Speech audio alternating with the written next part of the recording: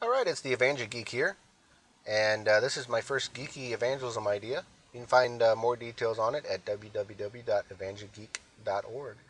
This first idea is called Wi-Fi Evangelism. I'm actually sitting outside a larger apartment complex here to demonstrate this idea. You'll see the reason for that here in a minute.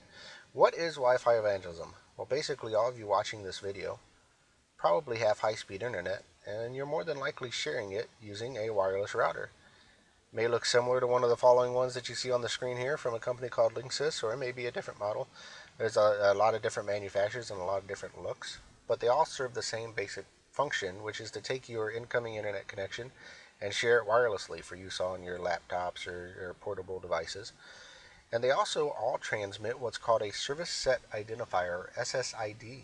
It's basically your network name, and that's transmitted out for all to see. And here's what that looks like.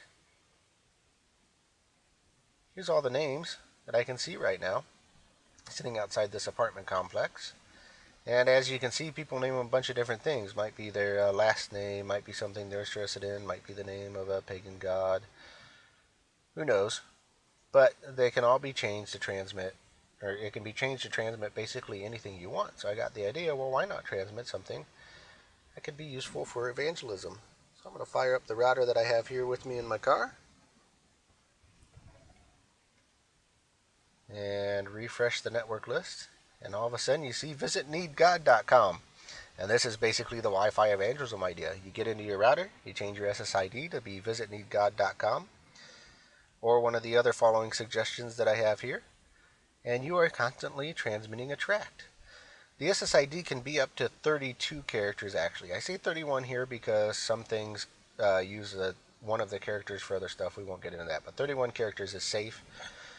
Characters that are not allowed, you can see here on the screen.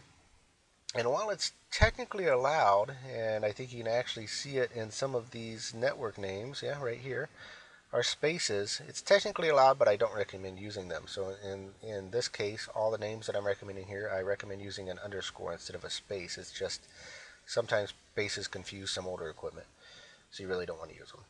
So what I'm recommending to use for everybody is visit_needgod.com. Of course, if that name's in use, you'll need to use something else to tell your router from other people's. So I'm also recommending check out needgod.com, go to needgod.com, and needgod.com. And once you've got that set up, you will constantly be transmitting a tract. Hopefully people will see it. Visit needgod.com. They'll go to the website. They'll get a very good gospel presentation, and God will save them.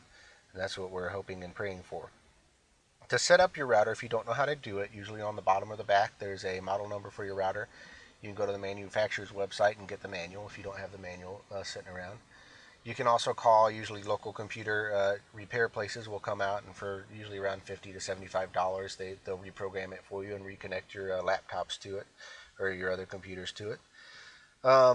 Or better yet, grab one of your kids and they can probably do it for you. So that is my first geeky evangelism idea, Wi-Fi evangelism. And if we can get people doing this all over the country, visitneedgod.com will get out there, and more people will see it, and more people will get saved.